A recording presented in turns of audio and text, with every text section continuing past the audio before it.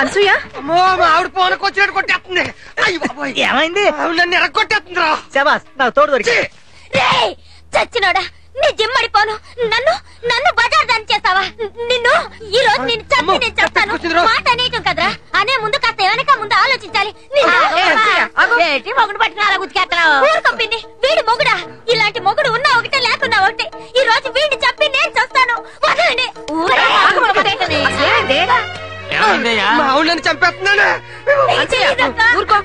ఏమైందండి?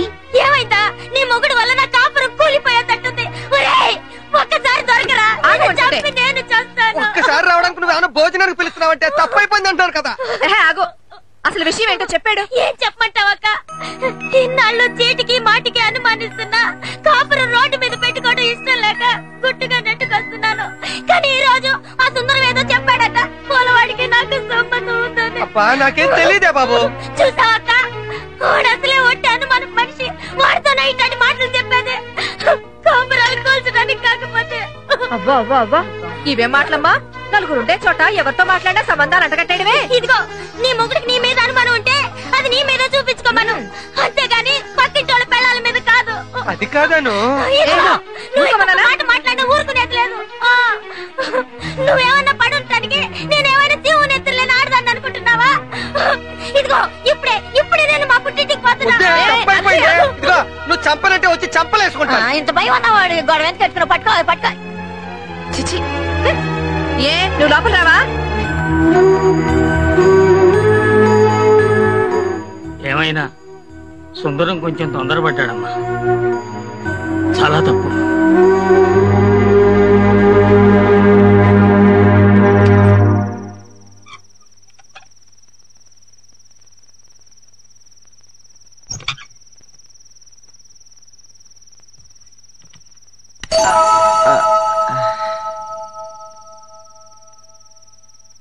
ఆగండి, మీరేం చేస్తున్నారో మీకు అర్థం అవుతుందా? నేనేం చేశాను? ఆ బ్రహ్మం భార్యకి పూలవాడికి సంబంధం ఉందని చెప్పారట. నిజం కాబట్టి చెప్పాను. ఏది నిజం? చూసినవన్నీ నిజాలు కావు. ఆహా, అని నువ్వు చెప్తే నేను నమ్మేయాలా? నమ్మద్దు, కానీ ఎదుటి వారి గురించి మాట్లాడేటప్పుడు నిజాలు తెలుసుకోమంటున్నాను. మాట్లాడడం తేలికే, సరిదిద్దుకోవడమే కష్టం. కాపురాలు కూల్చడం తేలికే, నిలబెట్టడమే కష్టం. అబ్బో, ఈ పెద్ద బాల శిక్షలు వేమన శతకాలు మేము చదివాం. ఇందాకేంటన్నావు? నేను మాత్రమే తప్పు చేశానా? నా వల్ల కాపురాలే కూలిపోయాయా? నా వల్ల ఊళ్ళో వాళ్ళందరూ ఇబ్బంది పడుతున్నారా? ఏ నువ్వు తప్పు చేయలేదా? నేనేమైనా నీ వెంట పడ్డానా? నేను ప్రేమించానా? నన్ను పెళ్లి చేసుకో తల్లి అని ప్రాధేయపడ్డానా? లేదే. నీ ఎంతట నువ్వే నా జీవితంలోకి వచ్చావు. నువ్వు వచ్చినప్పటి నుంచి నాకు మనశ్శాంతి లేకుండా పోయింది. అసలు నా జీవితంలోకి ఎందుకు వచ్చావే? నన్ను ఎందుకు ఇన్ని కష్టాలు పెడుతున్నావు?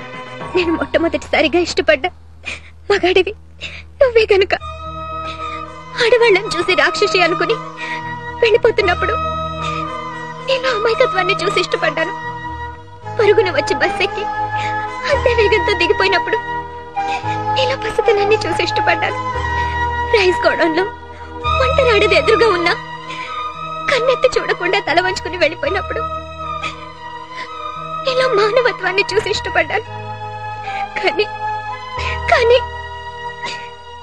మొట్టమొదటిసారిగా నీలో మరో మనిషి చూస్తున్నాను. కాదు, ఇప్పుడే అసలు మనిషిని చూస్తున్నావు. నేనింతే ఇలాగే ఉంటాను.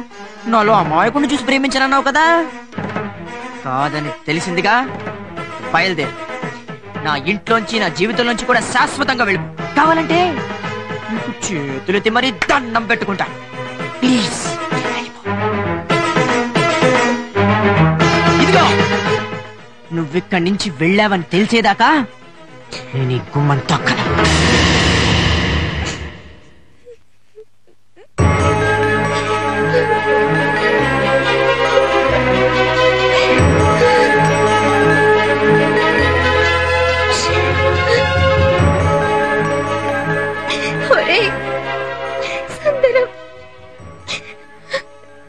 సులోచన ఆలోచన లేని పని చేయదని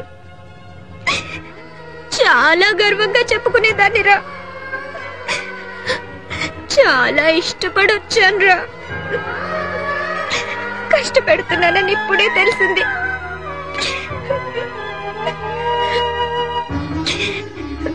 ఇంకెప్పుడు నిన్ను కష్టపెట్టనురా.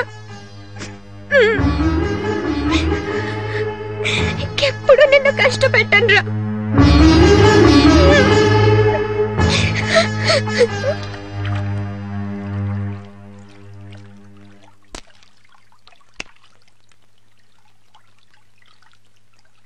కట్టుకున్న మొగుడు వీధి గుమ్మల్లో ఉంటే పెరట్లో ఎన్ని పాపిష్టి పనులు జరిగినా బయటపడవు మరి.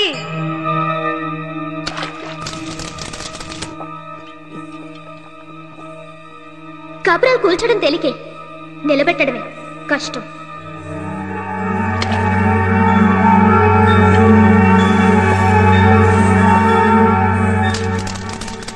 నేను మొట్టమొదటిసారిగా ఇష్టపడ్డా మగాడివి నువ్వే కనుక.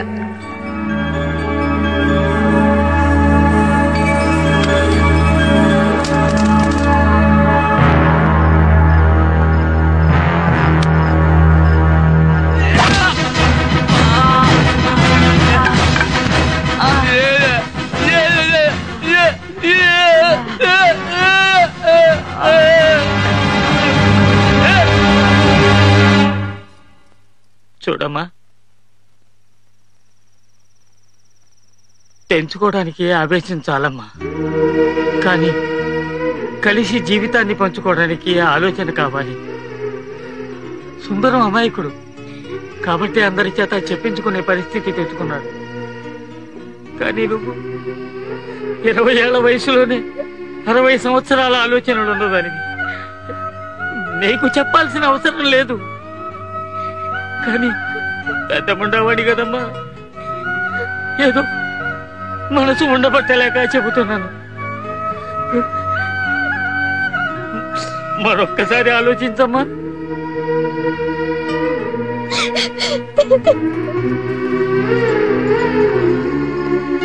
అమ్మగారు ఇక్కడ ఎవరో పడిపోయారండి. అయ్యో ఒకసారి చూడు.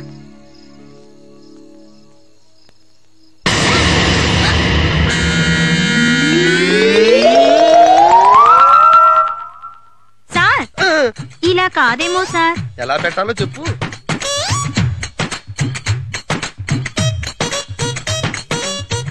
గుండె చాలా వీక్ గా కొట్టుకుంటోంది. ఇలా కాదేమో సార్. మరి ఎలా పెట్టాలో చెప్పు.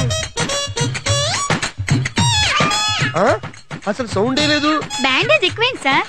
ఓహో అలాగా. రాత్రికి బాగా రెస్ట్ తీసుకోమని చెప్పు. ఉంటే రేపు పొద్దున కలుస్తా. డాక్టర్ గారు అతనికి తగిలిన చిన్న దెబ్బే కదా, అంత కట్టు కట్టారే. బ్యాండేజ్ ఉంది కదా అని వాడేశాను. డాక్టర్ గారు జ్వరం అండి. ఎవరికి? నీకా? ఇడికండి. ఇప్పుడే పోయిలా ఉన్నాడు. సరే పంపించేద్దాం. పైకి కదలేవయ్యా, ఇంటికి. ఎక్కడ సుందరం? ఎవరు నువ్వు? మాట్లాడడానికి రూల్స్ ఒప్పుకో. ఏడి సుందరం ఎక్కడ? ఏం చేస్తున్నాడు? ఏంట్రా నవత ట్రాన్స్పోర్టింగ్ పంపించాల్సిన పార్సల్? అరే మన అల్లుడు సుందరం సార్. ఇన్ని కట్లు కట్టారంటే ఎవడో గట్టిగా కుమ్మేసుకుంటాడు. ఇప్పుడు కూడా కొడతారేంటి సార్? కొట్టకుండా మాట్లాడడానికి రూల్స్ ఒప్పుకోవురా? మనకన్నా బాగా గుమ్మారు సార్. నిజమే రోయ్. తప్పుకో. ఎరా ఎవరు కొట్టారు? ఏమో. ఎప్పుడు కొట్టారు? ఏమో. ఎక్కడ కొట్టారు? ఏమో. వివరాలేవి చెప్పట్లేదు అంటే ఏదో దాస్తున్నమాట. ఏమో. నాకు తెలియదు సార్. పేకొచ్చుకున్నారేంటి? కొమ్మ తీసి చంపేస్తారా? చంపడమా? దానికి డాక్టర్ ఉన్నాడు కదా సార్. మీకు ఇదేమైనా న్యాయంగా ఉందా? అసలే కట్లతో పాటు ఉంటే కొట్టింది ఎవడో కనుక్కోవాలి గాని నన్నింట్రా కట్టేస్తారేంటి? గిల్లుతారేంటి? గిల్లకుండా ఎవడో నిజం చెప్పడు. చెప్పినా నేను ఒప్పుకోను. ఊళ్ళో ఇంతమంది ఉన్నారు కదా, వాడిని కొట్టచ్చు, వీడిని కొట్టచ్చు, ఒంటరిగా దొరికితే నన్ను కూడా కొట్టచ్చు. నిన్నేందుకు కొట్టారు? గ్రహచారం బాలేకపోతే గోచిలో పిడుగుబడిందని. చీచి, టైం బాలేక. ఎవరండి మీరు? Patient trouble ఇస్తున్నారేంటి? ట్రబుల్ ఇవ్వడం మా డ్యూటీ. ఇంతకీ నువ్వెవరు? ముందు నా డ్యూటీ కానివ్వండి, తర్వాత మీ డ్యూటీ చెద్దరగానే బయట నడండి. నిన్ను లేడీ సార్ గిల్లుతో గొడవలైతే. ఓ నిన్ను గ్యాప్ లో వచ్చి గెలుస్తాను. నిన్ను సార్ గిల్లలేను. ఒళ్ళంతా ప్యాక్ చేసి ఉంచారు. ఇంజెక్షన్ ఎక్కడివ్వాలబ్బా? ఇంజెక్షన్ నువ్విస్తావా? మగాళ్ళు ఎవరు లేరా? ఏ నేనిస్తే పడదా? నాకు లేడీస్ అంటే పడదు. ఏం రోగం? రోగం కాదు, భయం. ఓ మగ నర్సిని పంపించు. నీ బొంద, నర్సుల్లో మగవాళ్ళుండ్రు. అయినా నీ ఇష్టం వచ్చినట్టు పిలిచి ఇంజెక్షన్ చేయించడానికి ఇదే నీ అత్తగారిల్లు కాదు, హాస్పిటల్. తిరుగా. ఇంజెక్షన్ పాయింట్ ఇక్కడిచ్చారా? సుందరం, నీకు ఆడవాళ్ళంటే పడదా? నిన్ను కన్నదాడది, నిన్ను కట్టుకున్నదాడది. నీకో విషయం తెలుసా? నిన్ను హాస్పిటల్లో జాయిన్ చేసింది కూడా ఆడదే. తాతా